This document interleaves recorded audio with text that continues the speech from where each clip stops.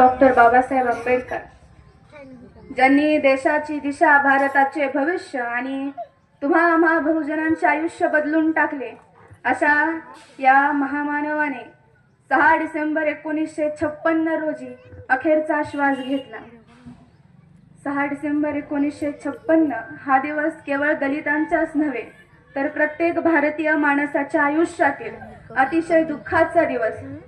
कारण या दिवशी प्रज्ञा सूर्य, कोटी कोटींचा मार्गदाता, विद्वत्तेचा मेरुमणी, विचारांचा धगधगता ज्वालामुखी शांत झाला. त्याआधी 5 डिसेंबर 1956 दिल्लीमध्ये थंडी नाही पण काळजाची रात्र होती.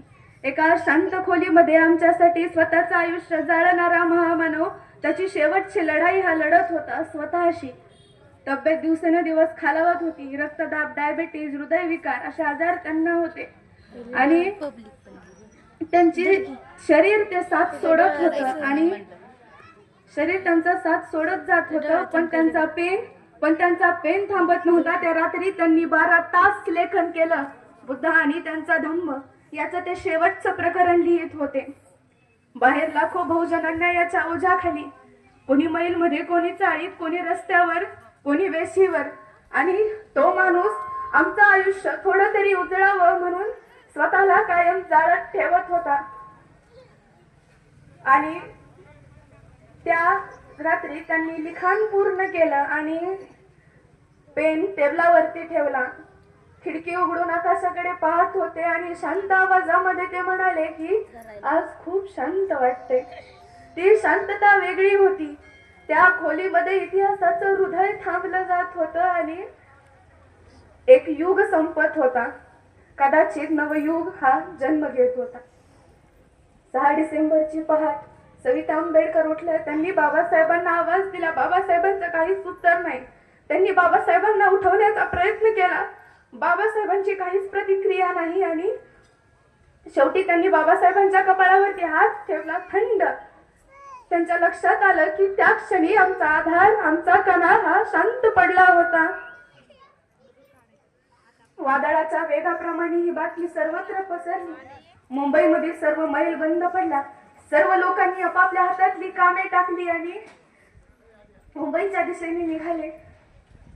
सर्व लोक रडत होते. झोपडींमधून, चाळीमधून रडणारा आवाज बाहेर आला. सर्व म्हणत होते की आज आपण अनाथ झालो रे. आपल्यासाठी बोलणारा गेला, आपल्यासाठी लढणारा गेला. आणि संध्याकाळी बाबासाहेबांचं पार्थिव हे मुंबईला आलं. शिवाजी पार्क कडे जाणारा रस्ता हा लोकांच्या समुद्रानं भरला.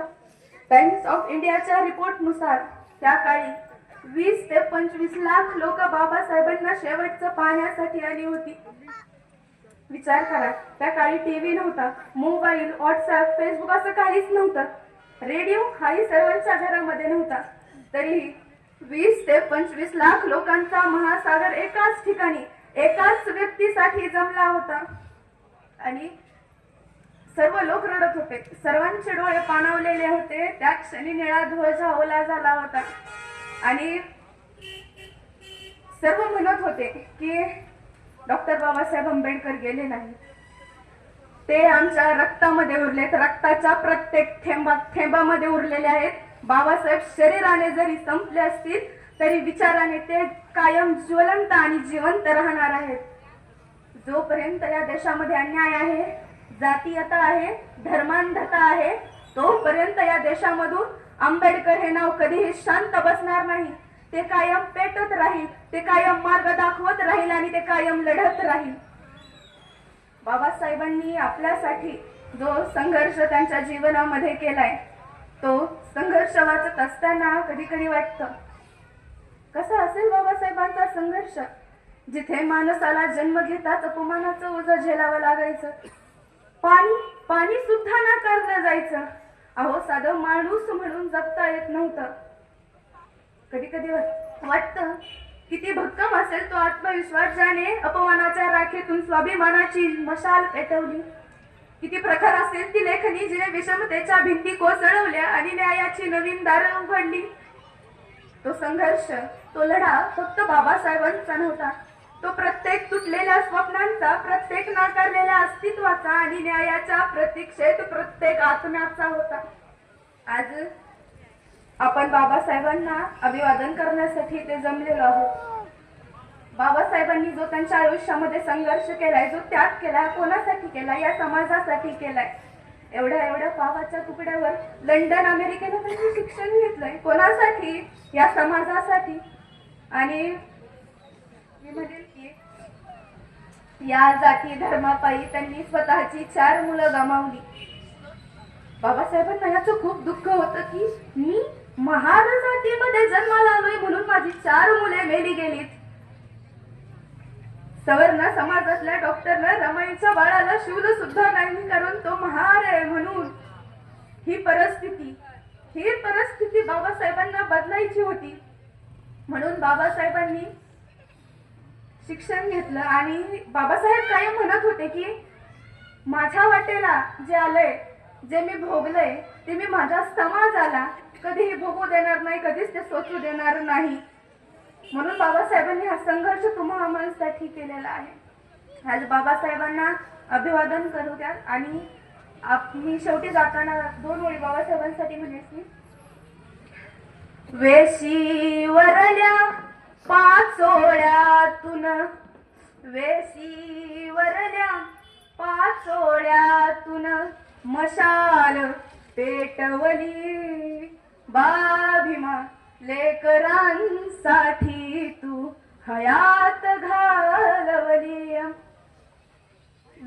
गावाने वेशीला केलेले वंदन होता तू, अजूनही दरवळ आहे कुठले चंदन होता तू.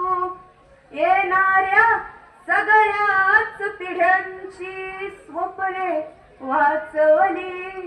भीमा लेकरांसाठी तू हयात घालवली. मुले स्वतःची गेली अमुचा बाप तू होताना, जळत राहिला किती र बाबा सूर्य मला देताना.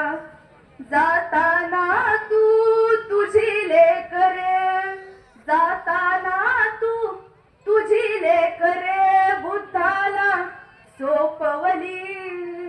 भीमा लेकरांसाठी तू हयात घालवली, हयात घालवली र बाबा स्वप्ने वाचवली.